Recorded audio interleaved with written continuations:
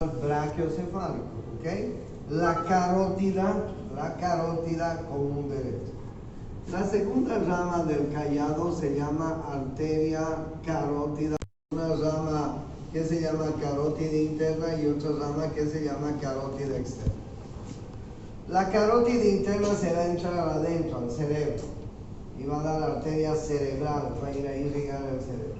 La arteria carótida externa va a irrigar la parte externa de la cabeza. Todas las arterias que ustedes aprendan son ramas de la carótida externa en realidad, y las que van a tener que dominar. Entonces ya vamos a ver cuáles son las ramas de la carótida externa en su momento. Maxilar interno. ¿Ok? ¿Dónde está entrando la arteria maxilar? ¿En qué fosa? Dígame. En la fosa pterigomaxilar. Les cuento que la arteria maxilar, ahí ustedes tienen la arteria. Cada una de estas tiene su territorio de irrigación. Miren ustedes, la arteria alveolar inferior. ¿A quién le interesará? Inerva la mandíbula con dientes encías, la rama mentoniana en su rama final. ¿A quién le interesará? ¿Al médico? No, al dentista. La rama meningia media irriga la calota, la dura madre, las fosas craneales anterior y media. La rama auricular, la arteria auricular profunda, arteria de la mandíbula y del conducto auditivo externo. La arteria timpánica anterior irriga la cavidad timpánica. Esas son las ramas de la porción mandibular. ¿Cuáles son las ramas de la porción pterigoidea? La arteria maseterina, que irriga el músculo masetero. Las arterias temporales profundas, que irrigan el músculo temporal. Las arterias pterigoideas, que irrigan los músculos pterigoideos. Y la arteria bucal, que irriga la mucosa bucal. Por eso es que tienen que saber de memoria, ¿ok?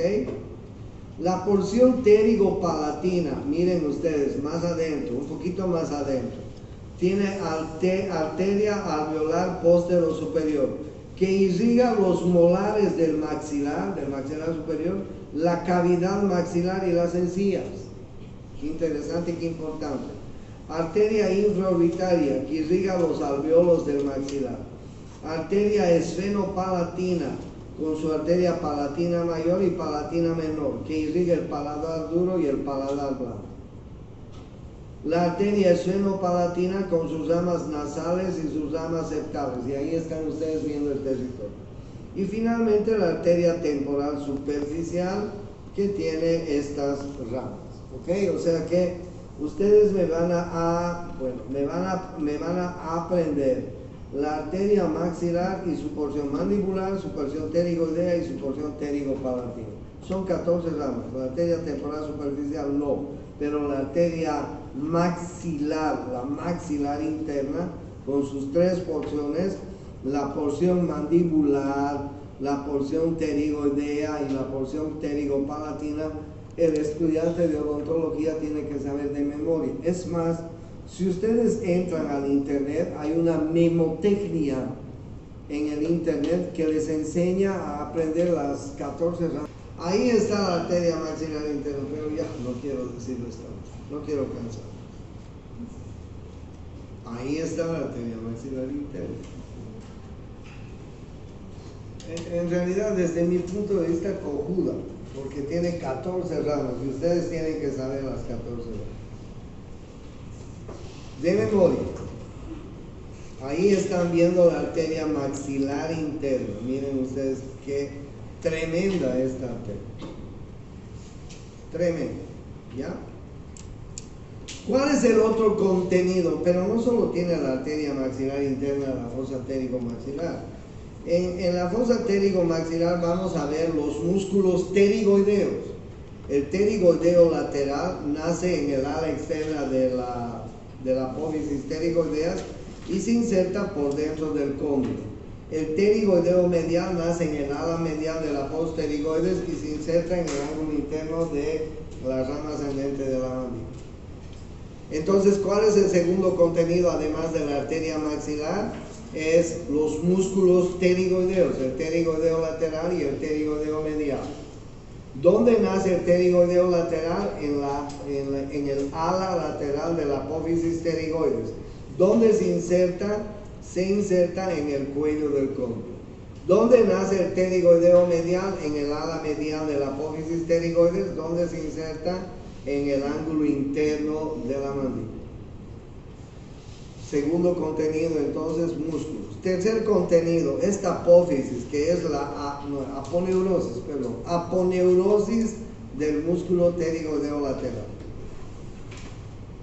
Esto que está pintado de verde es la aponeurosis del pterigoideo lateral, del músculo pterigoideo lateral.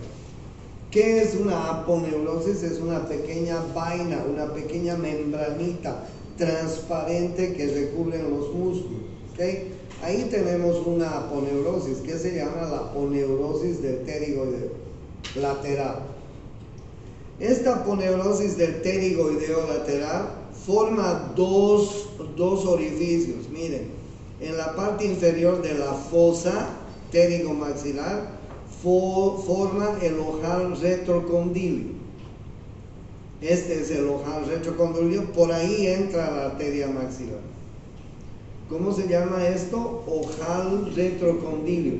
¿Quién está formando el ojal retrocondilio? La aponeurosis del músculo pterigoideo lateral. Pero este pterigoideo lateral además forma esto, miren ustedes, este otro ojal, que se llama el poro crotafítico buccinatorio. Poro crotafítico buccinatorio. La aponeurosis del pterigoideo lateral en la fosa pterigomaxilar forma el ojal retrocondilio y el poro crotafítico. ¿Ok? ¿Por qué es importante el ojal? Porque por ahí entra la arteria. Ustedes ven cómo la arteria está entrando por ahí. ¿Por qué es importante el poro? Ahorita les digo. Este es el agujero redondo mayor. Este es el agujero oval. ¿Ok? Este es el nervio maxilar y este es el nervio mandibular. ¿Ok? Agujero redondo mayor, agujero oval. Miren lo que hace el nervio mandibular. ¿Ramas de quién son a propósito? El nervio maxilar y el nervio mandibular. Del quinto par del trigémino. El nervio maxilar sale por el agujero redondo mayor. Y miren dónde sale el nervio maxilar. ¿A qué fosa? A la fosa pterigomaxilar. El nervio mandibular que está saliendo por el agujero oval se divide en dos ramas, en dos troncos si quieren. Este es el tronco anterior y este es el tronco posterior. ¿Ok? ¿Está claro? Bien. Entonces estoy viéndoles el contenido. Vamos a ver la aponeurosis. La aponeurosis forma el ojal retrocondilio y el poro crotafítico. El poro crotafítico está en relación con el agujero oval, por donde está saliendo el nervio mandibular. Antes se llamaba maxilar inferior. Y este es el agujero redondo mayor, por donde está saliendo el nervio maxilar. Antes se llamaba nervio maxilar superior. Ambos son ramas del quinto par, del trigémino.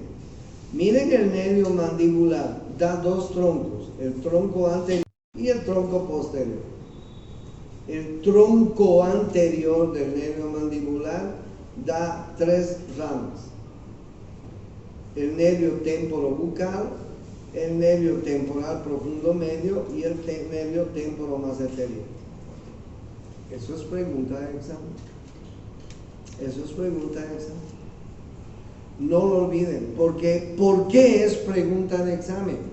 Porque ¿quién tiene que trabajar en el nervio mandibular? El cirujano. Yo tengo que trabajar ahí.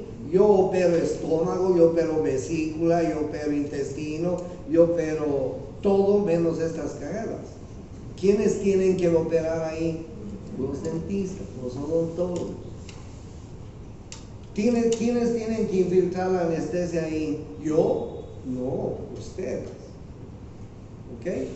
Por eso que es importante que ustedes aprendan que el tronco anterior del nervio mandibular se divide en nervio temporobucal, nervio temporal profundo medio y nervio temporomassetero.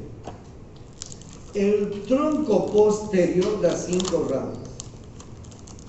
Una rama para el músculo periestafilino externo. El tronco posterior da 5 ramas. Una rama masseterina que atraviesa el ojal. Y por este nervio que les digo que se llama el nervio massetero. Entonces, bien, el tronco posterior del nervio mandibular da 5 ramas. Una rama para el músculo periestafilino externo, una fosa pterigomaxilar. Pero yo les voy a hacer unas 50 preguntas de la fosa pterigomaxilar en el examen. Así que la fosa pterigomaxilar tienen que saberla bien. ¿Ok? Vámonos. Que deberíamos hablar a continuación de esto para detallar este concepto.